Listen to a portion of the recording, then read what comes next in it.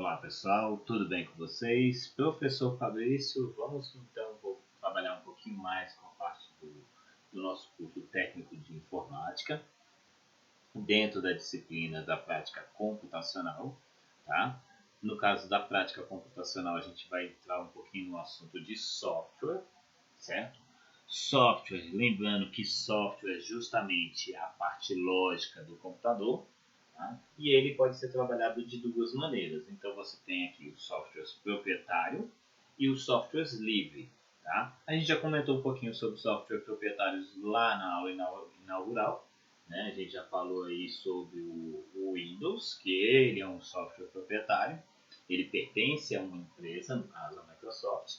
Tá? E no caso desses softwares proprietários, aqueles que não permitem você fazer modificações, você não pode ter acesso a distribuições do arquivo, né, do sistema, você poder a possibilidade de você fazer alterações, né, do próprio sistema operacional. Isso acontece muito com sistemas iPhone, né, no caso da Apple, né, ela é a detentora dos direitos de poder distribuir, vender o sistema e tudo mais. Ele não pode fazer modificações, tá? Diferentemente dos softwares livres, tá? Que já tem essa possibilidade. Software livre, ele é o quê? Ele é um movimento político e filosófico que preza pela liberdade. Liberdade de quê? De você acessar o código-fonte, né? Poder acessar qualquer tipo de software e poder fazer o quê?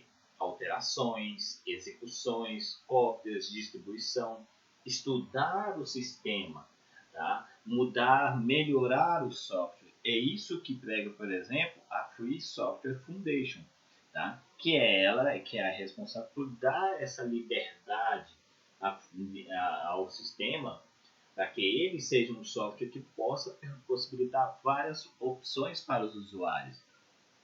O usuário vai poder baixar o sistema, tá? E fazer uma alteração, poder modificar, distribuir, se ele quiser vender, ele pode vender, né? Nesse caso ele pode fazer essas alterações, mas ele dando essa possibilidade à pessoa que em vez de estudar, modificar o sistema, melhorar o sistema, se ele caso ele encontrar algum tipo de defeito, né? Isso, no caso, se a pessoa for um programador que tem essa possibilidade de mexer com o código-fonte dos softwares que ele vai estar tendo acesso. Né? E então, um dos sistemas de software livre mais utilizados aí nesse caso são softwares sistema operacional Linux. O sistema operacional Linux ele é um software livre, tá? Possibilita que você trabalhe aí, né, com alterações do sistema. Tá? O Linux que ele foi desenvolvido em 1991 justamente por um estudante, né, que teve acesso ao código e que pôde estar trabalhando com o desenvolvimento do sistema. Tanto é que esse estudante ele era chamado de Linus, né, o Linus Torvalds, né, lá da Finlândia. Foi ele que foi o criador do Linux e possibilitou vários outros tipos de sistemas operacionais. Antes, nós utilizávamos apenas três: Unix, macOS e o Windows. Tá? Um dos objetivos do caso do Linux, né, era o quê? Possibilitar a criação de um novo sistema operacional para uso pessoal. E ele não tinha essa intenção de ganhar dinheiro em cima com o Linux, certo? O Linux ele sofreu vários tipos de alterações no decorrer no passar dos anos. Por quê? Porque o Linux, né, deu essa possibilidade de vários usuários poderem melhorar e modificar o sistema. Tá? E isso foi o que fez o desenvolvimento do Linux, certo? E hoje, se você for analisar, nós temos vários tipos de versões do Linux. Tá? Mas antigamente, a gente apenas trabalhava com o Linux através de linhas de comando, através de teclado, comandos pelo teclado. E ainda temos tipos de sistemas operacionais que trabalham assim, que trabalham com interfaces gráficas, com interface mais preta, em tela preta, justamente para possibilitar a pessoa trabalhar com comandos pelo teclado. Tá? Com o passar do tempo, foi criando uma interface, que foi justamente a interface gráfica. Tá? para as versões do Linux foi criada ali por volta de 1994, tá? Que já possibilitou o quê? Você trabalhar com um ambiente gráfico, você trabalhar com um ambiente em que você poderia modificar a tela, colocar imagens, barra de ferramentas, ícones de acesso a aplicativos, tá? E duas dessas ferramentas que possibilitou isso foram o Gnome, tá? E o KDE. Vocês vão ver muito essas duas palavrinhas, tá? Quando você aprofundar dentro do Linux. A intenção nossa não é essa, tá? É justamente dar uma introdução básica, né? Que você possa trabalhar dentro do Linux, tudo bem? Tá? E ainda nós temos o que a gente chama de distros Linux. O que seria distros Linux? Distros Linux, no caso, são as versões, as distribuições baseadas em Linux. Tá? E são diversas essas distribuições. Hoje a gente mal sabe qual deve a gente instalar. Tá? Então, para essas duas perguntinhas aqui, eu tenho aqui a possibilidade de visualizar algumas distribuições. Né? Então, nós temos o Mandriva, a SUSE, o Ubuntu, o Debian, o Edubuntu, são algumas das distribuições, das diversas distribuições que a gente tem. Tá? Então, são várias as versões do Linux. E hoje a mais famosa delas são justamente o Ubuntu, tá? E o Debian, que no caso o Debian são alguns dos sistemas operacionais mais utilizados aí por muitos usuários, né? Usuários que trabalham com software livre. Né? Atualmente nós temos aí 600 distribuições Linux, né? E mais da metade delas ainda continua ativa e são desenvolvidas, são alteradas pelos seus desenvolvedores. Eles têm a possibilidade de acessar determinados sites e baixar a ISO, que no caso é onde o arquivo original que permite a gente fazer a instalação desse sistema operacional no computador. Tá bom? Existe ISO para Windows, tá? Windows 11, Windows 10. Tá? Se você acessar o site da Microsoft, você tem a possibilidade de baixar essa ISO. Tá? E poder baixar a ISO e poder fazer a instalação no seu próprio computador. É lógico que para algumas outras funções você vai ter que pagar por isso.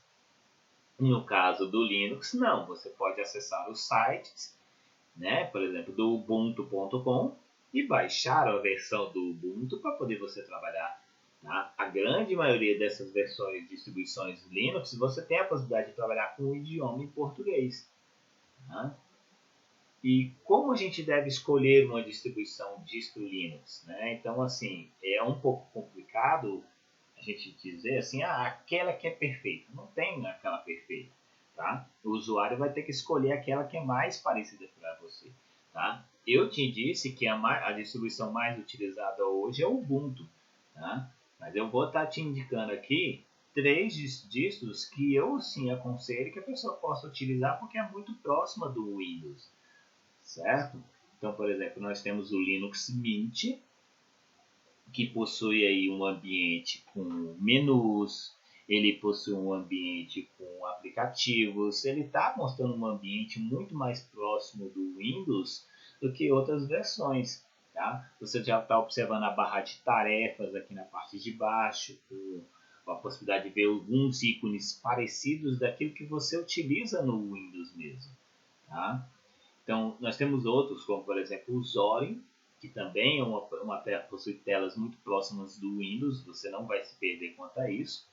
Tá? Então, você tem a possibilidade de ter os menus, opção de desligar, reiniciar, bloquear a tela, acesso a configurações, pastas de documentos, certo? Olha, essa é uma tela muito parecida com o explorador de arquivos que a gente tem, certo?